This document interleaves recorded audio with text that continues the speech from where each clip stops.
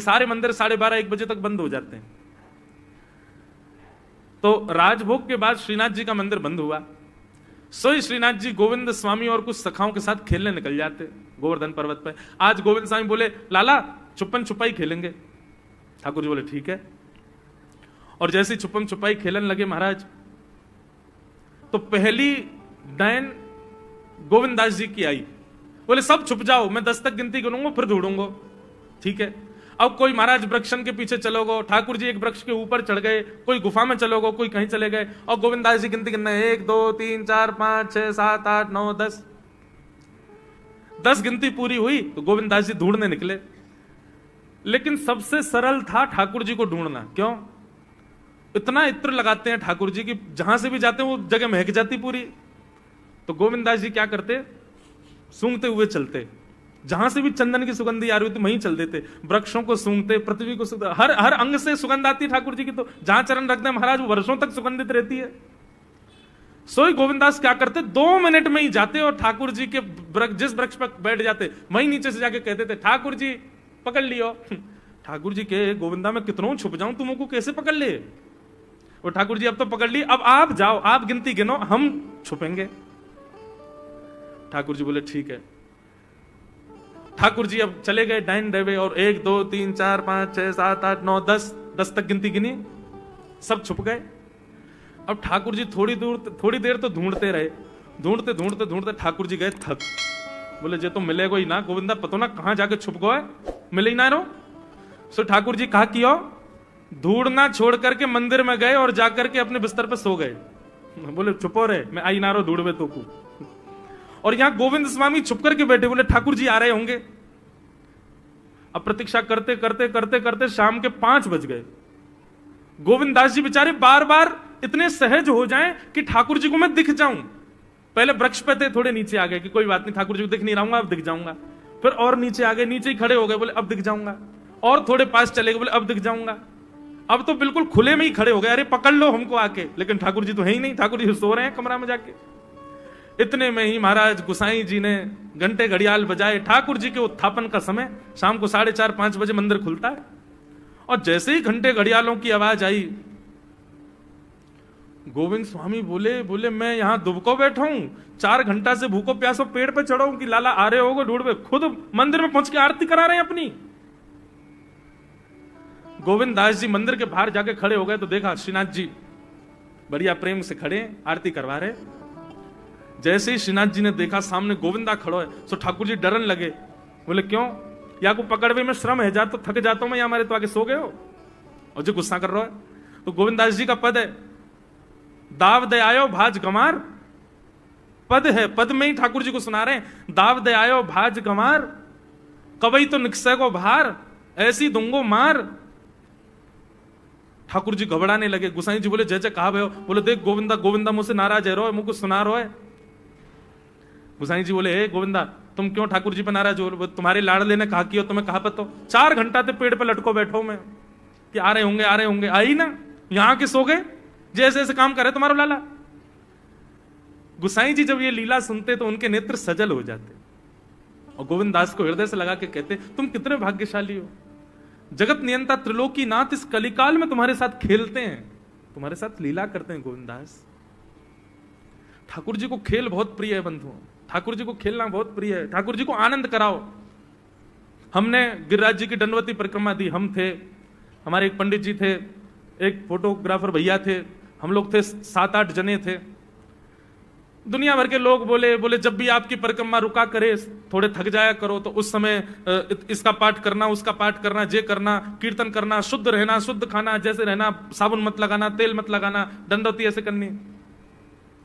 अरे हमने कही हम लोग दंडवती कोई मनोकामना के लिए नहीं कर रहे हैं, तो मैंने कि गिरिराज जी बेचारे अकेले बैठे रहे, सब लोग उनसे अपनी मनोकामना पूछते रहे, हम तो गिरिराज जी को हंसावे के लिए, उनको नचावे के लिए, उनको आनंद करावे के लिए, कछु दिना उनको आनंद उल्लसित करावे के काज दंडवती कर रहे हैं। और हम ऐसे ही करते थे, दंडवती करके जैसे हम थक जाते तो हम लोग कोई भजन कीर्तन नहीं करते, गिरिराज जी की तरफ मुख करके बैठ जाते और फिर चुटकुल्ला सुनाते गिरिराज जी को, बोले हंसाओ, ऐसी कछु बात कहो कि गिरिराज जी हंसे, फिर नाचते और ऐसा भाव रखते कि गिरिराज जी आपके संग नाच रहे हैं, आपको नचा रहे हैं। कछु भी भोजन की सामग्री लाते वहीं बैठ के खाते कंदरान में। क्यों? बोले गिरिराज जी हमारे संग खा रहे हैं, उनको सुख मिले, वो राजी रहे, ऐसे भाव।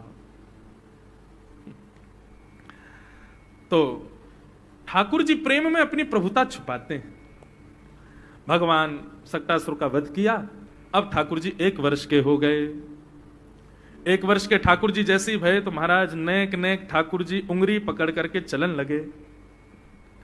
धीरे धीरे अब ठाकुर जी बोलवे को प्रयास करें। 2 दतुइयां ठाकुर जी की निकल आई हैं, 2 दांत हैं बस। यशोदा मैया जैसी आज लाला को गोद में लेकर के घूम रही, तो ठाकुर जी यशोदा मैया को देखने लगे और धीमे से बोले मैया। ओहो, जैसे ही ठाकुर जी ने मैया बोली, यशोदा मैया के तो रोंगटे खड़े हो गए। बोले लाला दोबारा बोलिए, कहा बोलो? बोले मैया। यशोदा जी का प्रिय नाम है कन्हैया, मैया लाल जी को इसी नाम से पुकारती है। ठाकुर जी अब धीरे धीरे 3.5 वर्ष के हो गए और जैसे ही 3.5 वर्ष के भय महाराज, मानो जैसे उनके शरीर में स्प्रिंग एक्टिवेट हो गई हो। इतना ऊधम मचाते हैं, इतना ऊधम मचाते हैं, पूरी गोकुल की नाक में दम कर रखा ठाकुर जी ने। यशोदा मैया ने लाल जी को नूपुर पहना रखे। सवेरे जैसे ही ठाकुर जी उठते हैं, नूपुरों की आवाज आती है तो यशोदा मैया तुरंत रसोई घर से दौड़ के जाती है लाला के पास। लेकिन ठाकुर जी इतने चतुर हैं, यमुना तट पे जाते हैं और नूपुरों में बालू भर लाते हैं कि कल नूपुर आवाज नहीं करेंगे, सुबह उठ के हम घर से भाग जाएंगे कहीं और, मैया को पता ही ना चलेगी। ऐसा उधम मचा में श्री सुखदेव जी वर्णन कर रहे हैं। श्रृंग्यग्निडम शशि जलद्विजकंटकेभ्य क्रीडा परावति चलौ स्वसुतौ निषेधुं गुह्यानि कर्तुमपि यत्र न तज्जनयो गुह्यान् सेकात आपतुरलं मनसो नवस्थान्।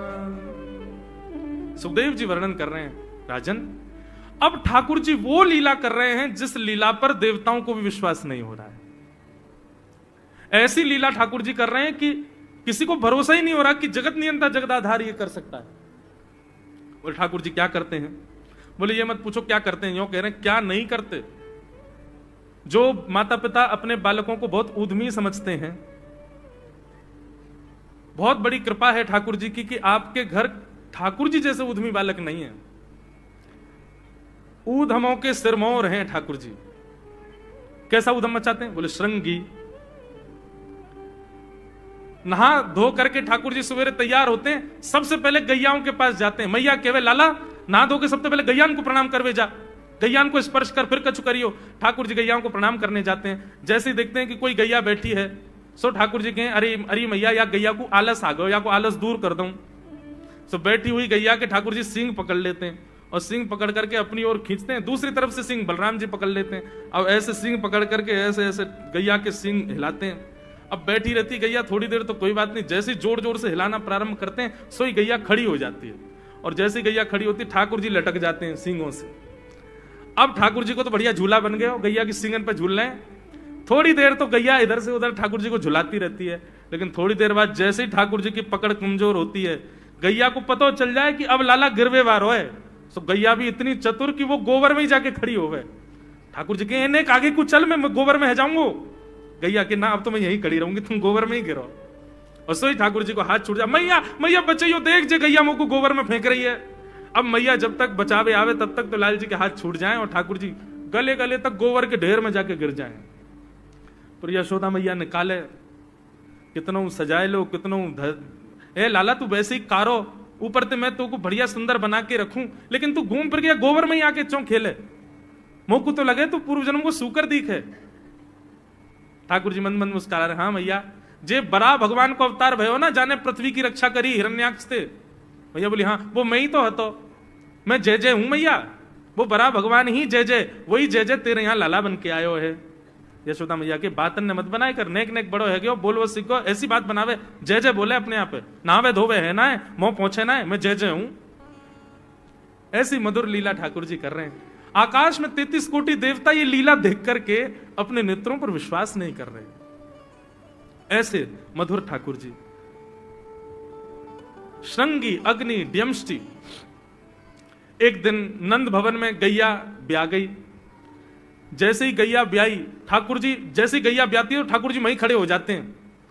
और बंधुओं, शास्त्रों में आज्ञा है कि गाय जब ब्या रही हो, बछड़े को जन्म दे रही हो या बछिया को जन्म दे रही हो, उस समय गैया जो होती है वो दो मुखी हो जाती है। एक मुख तो सामने है, और जब जन्म देती है तो बछड़ा या बछिया उसका मुख जब बाहर आता है तो दो मुखी हो जाती है। ऐसी दो मुखी गैया की जब आप परिक्रमा करते हो तो पूरे ब्रह्मांड की परिक्रमा का फल प्राप्त होता है। तो ठाकुर जी का नियम है, नंद बाबा की उंगली पकड़ के खड़े रहे, जैसे ही गैया ब्यावे वारी हो तो वाकू सहलाते रहे, जैसे ही गैया ब्यावे वारी हो, जैसे ही बछड़ा बाहर आवे सही ठाकुर जी वाकी परिक्रमा कर ले, परिक्रमा करके दंडवत प्रणाम करें, वाकू वाकी चरण रज को माथे से लगावे, और बछड़ा जन्म ले सो वाकू नवा में दुआ में वाकू अपने गरे से लगावे। एक दिन ठाकुर जी जोर जोर से रोने लगे।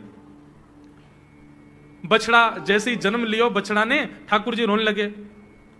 नंद बाबा शांत करा में नहीं माने, बलराम जी ने शांत करायो नहीं माने। यशोदा मैया गोद में लेके बैठी, बोले लाला का भयो, तू रो क्यों रोए? बोले मैया मेरे संग बहुत बुरो भयो। यशोदा मैया बोली कहा भयो? बोले गैया के बछड़ा ने जन्म लियो। मैया बोली तो वाह बछड़ा को मैंने मुंह खोल को देखो, वाह के सबरे दांत निकल आए, मेरे जन्म को 3 साल है गए, अभी तक 4 ही दांत निकले। मैया वो टूट जाए, दमष्टी रो रहे हैं अपने दांतन को, मेरे दांत चौना निकल रहे सबरे। वाह बछड़ा के जन्म लेते ही सबरे दांत आ गए, मेरे दांत चौने ही आ रहे हैं। यशोदा मैया ऐसी मधुर बात सुनकर के लाल जी को हृदय से, फिर झूठी झूठी कहती, मैया कहती लाला तू दूध ना पीवे ना, पूरे दिन मक्खन खावे, मक्खन चीकनो होवे, दांत निकले चिकनो है कि सुई पेट में चलो जाए, तू दूध पिए कर। कबहू भड़ेगी चोटी मैया मोरी, कबहू भड़ेगी चोटी। कभी अपनी चोटी पकड़ के रोते, मैया मेरी चोटी चौना भर रही। बलराम की चोटी देखो कैसी नागिन जैसी चोटी है वाकई, और मेरी चोटी कैसी है मैया, नेक सी पतरी सी। मैया बोले लाला तू दूध ना पीवे, दूध ते चोटी बड़े। बलराम में देखिए ऐसा जग भर के दूध पीवे। सो ठाकुर जी दूध को पात्र हाथ में ले में, अपनी चोटी खोल ले में, और फिर चोटी पकड़ करके दूध पी में, और दूध पीते पीते नापते रहे कितनी बड़ी भई की ना भई अभी। ऐसी मधुर लीला ठाकुर जी करते हैं। ऐसी लीलाएं हैं ठाकुर जी की कि उन लीलाओं को सुनकर के जो ज्ञान के मार्ग को नहीं समझ पाते, जो वैराग्य के मार्ग को नहीं समझ पाते, जो ज्ञान और वैराग्य से ठाकुर जी को प्राप्त नहीं कर पाते, वो इन लीलाओं से ठाकुर जी के हो ही जाएंगे। ऐसी लीला है। और क्या करते हैं ठाकुर जी? बोले द्विजकंटकेभ्य। इतनी मधुर लीला है ठाकुर जी की। नंद भवन से सुबह सुबह निकल जाते हैं, और राह चलता कोई भी हो अपरिचित, यदि वो साधु है, यदि वो कोई वैष्णव है, यदि वो कोई भजनानंदी है, तो ठाकुर जी उसके पास चले जाते हैं, और पास जाके पता क्या बोलते हैं? अरे तुम यहां डोल रहे हो? बोले भैया कौन हो तुम? अरे जी सब बाद में पूछी हो, हम तो यूं कह रहे तुम यहां घूम रहे हो, नंद बाबा तुम्हारी मां बात देख रहे हैं, नंद बाबा तुम्हारा इंतजार कर रहे हैं। किसी से भी?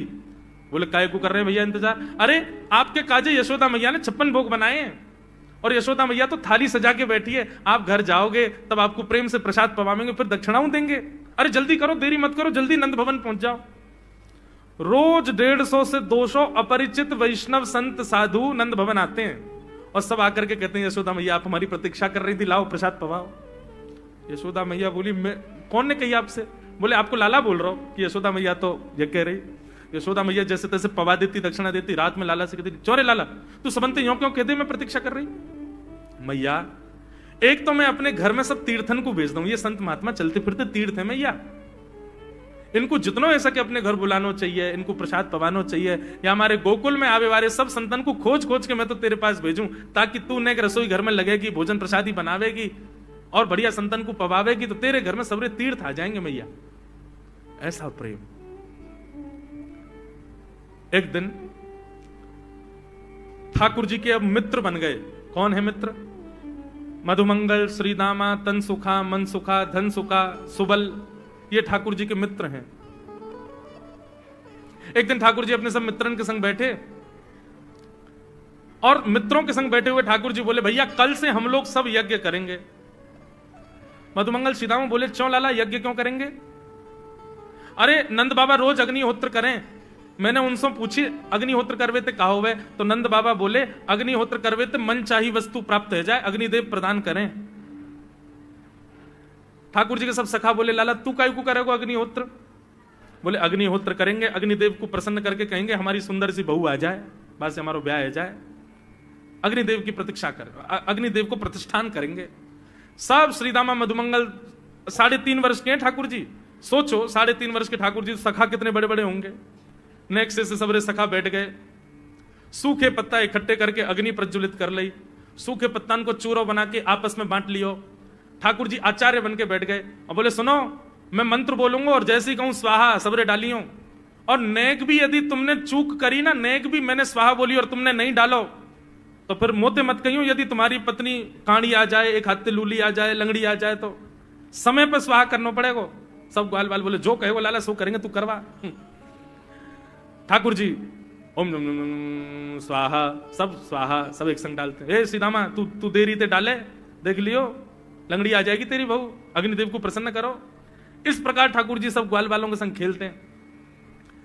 ग्वाल बाल बोले लाला यज्ञ तो है गयो, अब ब्राह्मणन को भोजन के काजे बुलाओ, यज्ञ के बाद ब्राह्मण भोज होना चाहिए। सोई ठाकुर जी अपने सब ग्वाल बालों की उंगली पकड़ करके पूरे गोकुल में जाते हैं, ब्राह्मणों के घर जाकर के कहते हैं आज नंद भवन में बढ़िया उत्सव भयो है, बढ़िया यज्ञ भयो है, भोजन के काजे शाम को आपको परिवार सहित आनो है। सबन को निमंत्रण दिया मैं। अब महाराज नंद भवन से जब निमंत्रण आता है तो ब्राह्मण लोग ब्राह्मणी से कहते हैं कि आज चूल्हा मत जलाना। क्यों? अरे नंद भवन में भोजन की सूचना मिलती है तो 3 दिन से भूखे रहते हैं ब्राह्मण। क्यों? इतना खवाएंगे नंद बाबा, इतना खवाएंगी यशोदा मैया कि पेट भर जाएगा, 2 दिन तक भूख भी ना लगेगी, इतना भोजन करना पड़े। ए ब्राह्मणी चूल्हा मत जलाई और सुन नमक को पानी और दे दे। नमक को पानी पी पी करके भूख बढ़ाते हैं अपनी। बोले शाम को जाएंगे और बढ़िया चकाचक महाराज 56 भोग पाएंगे। शाम का समय हुआ, सैकड़ों हजारों ब्राह्मण आकर के नंद भवन के बाहर खड़े हो गए। यशोदा मैया ने अटारी से जैसे ही देखा इतने सारे ब्राह्मण, यशोदा मैया उतर करके आई, बोली आओ भगवान पधारो, सबन को जय श्री कृष्ण, सबन को प्रणाम। जे बताओ आज मेरे द्वार पर आप सबन को एक साथ आने को कारण कहा है? किसी को निमंत्रण दे करके और फिर पूछो कारण क्या है, बड़ा अजीब लगता है। किसी को आपने बुलाया भोजन पे, वो बेचारा आ गया, फिर आपको बताओ भैया कैसे आए, कितना अजीब लगे। ब्राह्मण बोले मैया तो हम तो पूछ रही हो यह बात। अरे सवेरे तो भूखे प्यासे बैठे हैं, जल्दी भोजन पवाओ। आपके यहाँ यज्ञ भयो, यज्ञ की पूर्ण आहुति की प्रसादी पावे आए हैं, और काहे क्यों आए हैं? यशोदा मैया बोली कौन सा यज्ञ, कब भयो यज्ञ, कौन सी पूर्ण आहुति? ऐसा कछु ना भयो हमारे यहाँ, आप लोगों को कोई गलत जानकारी मिली है, कौन ने कही आपसे? ब्राह्मणों के नेत्रों में आंसू आ गए। बोले मैया एक तो हम सवेरे से भूखे, ऊपर से ब्राह्मणी से मना और करे आए कि तू चूल्हा मत जलाइयो। ब्राह्मणी भी बात निहार रही है कि डिब्बा में लेके आएंगे हमारे काजे भी भोजन। खाली हाथ गए तो ब्राह्मणी डांटेगी अलग। मैया तेरो लाला सवेरे सवेरे आयो और सब ग्वाल बालन के संग आके हमसे कह के गयो यज्ञ भयो, यज्ञ की पूर्ण आहुति में भोजन करवे सबन को आनो है, हम तो यही मारे चले आए। यशोदा मैया बोली या लाला ते कैसे बचूं मैं, पूरे दिन कम से कम 2-2.5 हजार लोगों को निमंत्रण ऐसे ही देते रहे। यशोदा मैया बोली आपकी व्यवस्था करूं, लेकिन पहले या लाला को तो देखूं मैं, है कहां ये? नंद भवन के पीछे बगीचा में ठाकुर जी अपने सब ग्वाल बालन के संग खेल रहे। यशोदा मैया गई, जाकर के बुलाए, ए लाला, ओ कन्हैया यहां पे आ। ठाकुर जी ने जैसी देखी यशोदा मैया बुला रही है, लेकिन यशोदा मैया के संग जे कौन खड़े हैं? ए श्रीदामा मधुमंगल। बोले हाँ, ये तो सांची में आ गए सबरे ब्राह्मण, हम तो ऐसे खेल खेल में निमंत्रण दे के आए इनको। मैया बहुत मारेगी भैया, मैं अकेला नहीं जाऊंगा, तुम भी चलो मेरे संग, यदि मुंह में एक थप्पड़ पड़ो तो तुम मुंह पड़वाऊंगा, मैया बहुत मारेगी आज। और मधुमंगल श्रीदामा जबरदस्ती उनको हाथ पकड़ के ठाकुर जी ले गए। हाँ मैया बता, कहा कह रही? मैया ने कान पकड़ो, है रे लाला, जो जो बड़ो है तो जा रहा हो, तेरे उधमन की सल ना है पड़े। कहा क्यों तेने? बोले कहा क्यों मैंने, ये सब कौन है? मुझे का पता कौन है, मैं ना जानू मैया इन्हें। बोले जे सब रे ब्राह्मण है हमारे गोकुल के, और सब यूं कह रहे हैं तेने इनके घर जाके इनको सबन को निमंत्रण दियो, यूं कहीं हमारे यहाँ यज्ञ भयो, आकर के आप सबन को भोजन पानो है। भैया तेरी सौगंध खा के कह रहा हूं, मुझको तो जेव ना पता इनको घर कौन सी गली में, झूठ बोल रहे हैं सब रे, मैंने निमंत्रण ना दियो। ब्राह्मण सब बोले मैया देखो कैसे सफेद झूठ बोल रहे हैं आपके आगे। मैया बोली सच बता, तेने निमंत्रण क्यों दियो? तब ठाकुर जी बोले मैया बताऊं? बोले बता। बोले हम खेल खेल को यज्ञ कर रहे, वाह यज्ञ में सामग्री नहीं, वाह यज्ञ में मंत्र बोलवे वाले भी ना है, वाह यज्ञ में कोई ब्राह्मण भी ना हो, हम आपस में ही सब यज्ञ कर रहे। भाई यज्ञ के बाद ये मधुमंगल बोलो ब्राह्मण भोजन होना चाहिए, तो हमने इन ब्राह्मणों को न्योता दे दियो। मैया बोली अब ये ब्राह्मण आगे कहां पवाऊं? बोले मैया देख सीधी बात है, या में ज्यादा चिंता करने की कोई बात ही ना है। जब बिना मंत्र के, बिना ब्राह्मणन के, बिना यज्ञ सामग्री के हमारा यज्ञ है सके, तो ऐसे ये भी खाली खाली दोना लेके बोलते हैं हाँ भाई रसगुल्ला बहुत बढ़िया बनो है, ये देखो ओ हो मोहन थार तो बहुत ही बढ़िया बनी है, सब्जी तो पूरी कितनी बढ़िया लग रही है, खाली पत्तल लगा दे, खाली दोना लगा दे, और भाव से ये लोग भी पालेंगे है क्यों भोजन, भाव को यज्ञ भाव को भोजन। ब्राह्मणों को बंधुओं गुस्सा, ठाकुर जी की लीला पे किसी को क्रोध नहीं आता, सब हंस जाते। फिर यशोदा मैया आधी रात में रसोई बनाती है, सब ब्राह्मणों को पवाती है, और इतना बनाती है कि उनके घर भिजवाती है।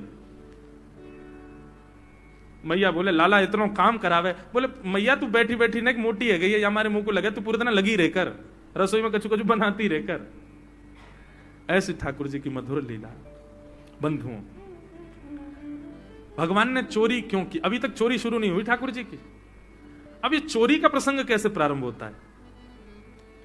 एक दिन ठाकुर जी अपने ग्वाल वालों के संग खेल रहे थे, तो ठाकुर जी ने ऐसे खेल खेल में श्रीदामा को धक्का दिया, श्रीदामा गिर गया, बहुत जोर से रोया।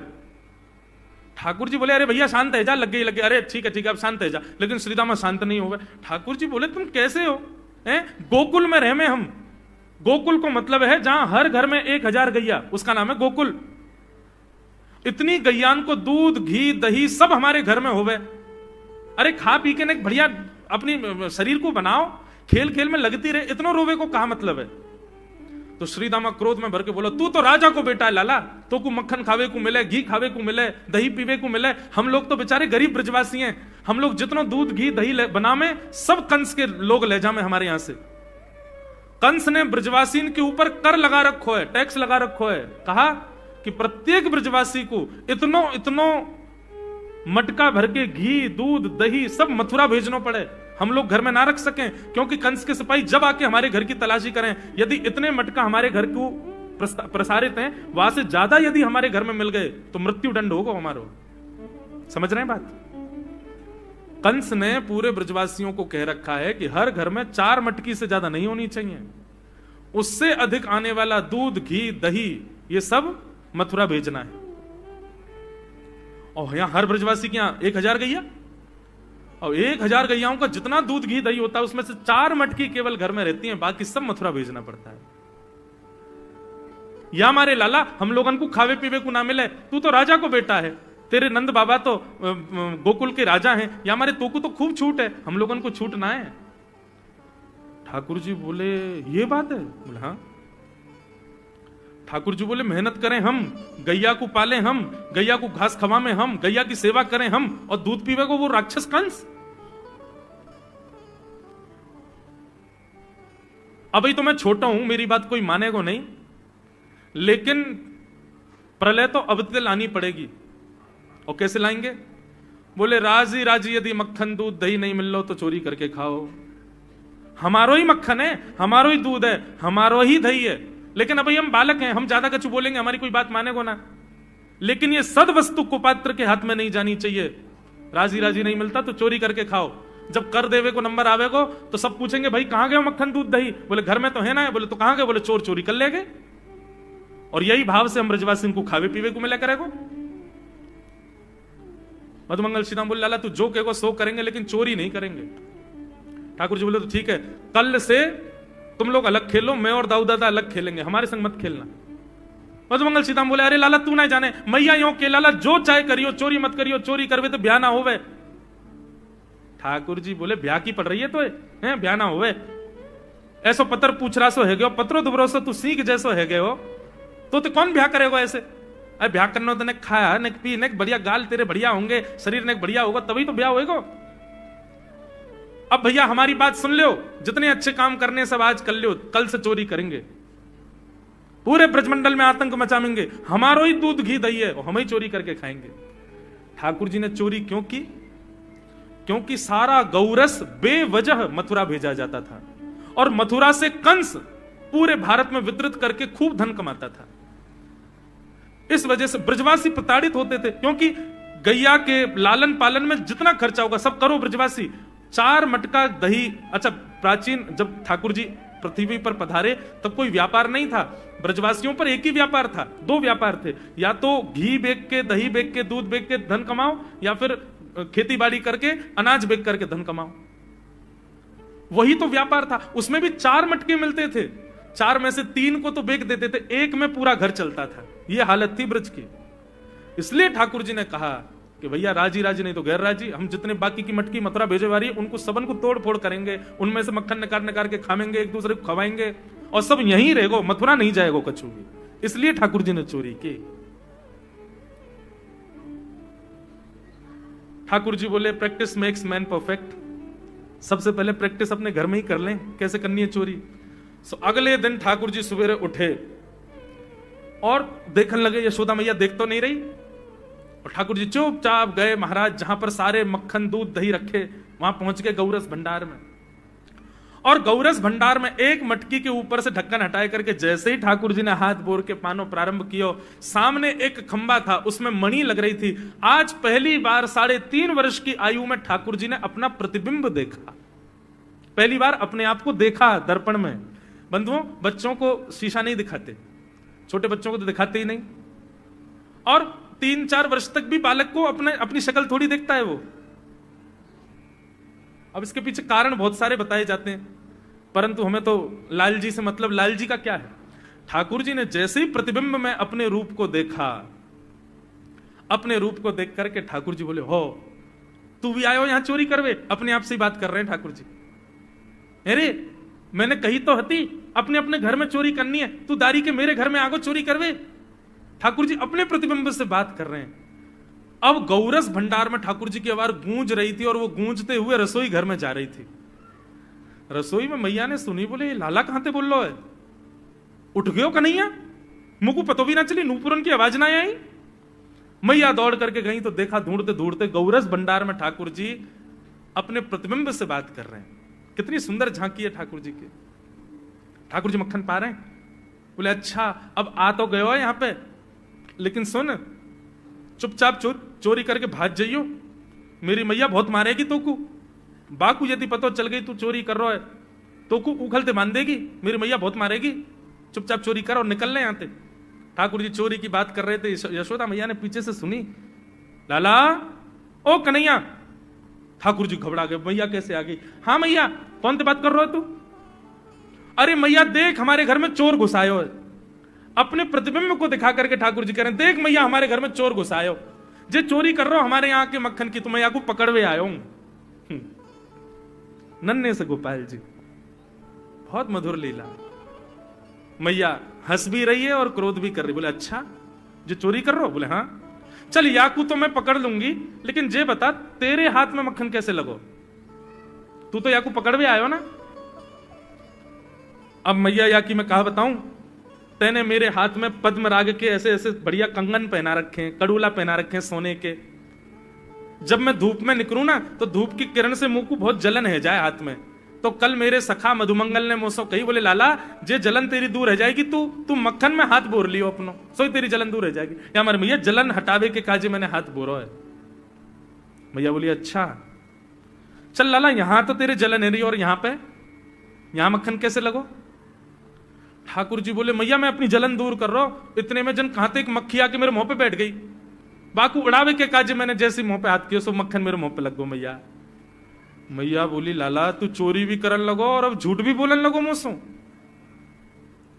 मैया ने गोदी में बैठा लिए लाला। बोले लाला तू चोरी नहीं करेगो, तू मेरी सौगंध खा, तू आज के बाद चोरी नहीं करेगो।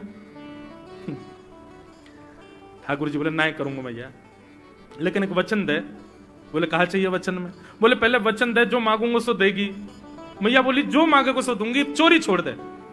बोले सौ खाऊं पर घर ना जाऊं मैया, अब ना करूंगो चोरी। अब ना करूंगा मैया, पर सांची कह कब लावेगी मोकू तू दुल्हन गोरी। मैया मैं चोरी छोड़ दूंगा, आज तो ही बंद, पर जो बता मेरा ब्याह कब करावेगी। मैया बोली लाला तू अभी नेक सो तो है, छोटो सो तो है, नेक बड़ो है, जा फिर तेरा ब्याह कर दूंगी। और ये ब्याह ब्याह की तू कौन सिखावे तो को ब्याह की बात? बोले मैया ये श्रीदामा मोकू भरतो रहे पूरे दिन, तू ब्याह कर ले, तेरी उम्र है गई, बुढ़ापा आ जाएगा। मैया बोली या मधुमंगल है तो मैं बताऊंगी, है 3.5 बरस के छोरा तो यूं करो बुढ़ापा आ जाएगा। अभी अभी खड़ो है वो सीखो, अभी बोलना सीखो, यानी दांत भी पूरे न आए और ब्याह की बात करे। बोले मैया मैं यूं थोड़ी कह रहा हूं, मुझको बड़ी बहू लिया, छोटी सी लिया, इतनी बड़ी लिया कि जेब में धर के मैं गैया चरावे चलो जाया करूं, ऐसी बहू लिया मुझको। मैया बोली कैसी बहू चाहिए तो को बताइए ने, और तू जाने बहू कौन थे के? मैया बोले हाँ मैं जानू। ठाकुर जी बोले मैं जानू, मैं बहू कौन थे के? बोले जैसे नंद बाबा की तू बहू है ऐसी मेरी बहू आ जाएगी। बहुत मधुर लीला है, ऐसी ठाकुर जी लीला करते हैं। ठाकुर जी ने ग्वाल बालों से कहा भैया मिशन फेल हो गया, घर में तो चोरी नहीं कर पाए हम, अब दूसरे इनके घर में दावे बोलो। एक दिन महाराज ठाकुर जी का जब आतंक खूब बढ़ गया गोकुल में, सब गोपियों ने जाकर के मैया से शिकायत करी है।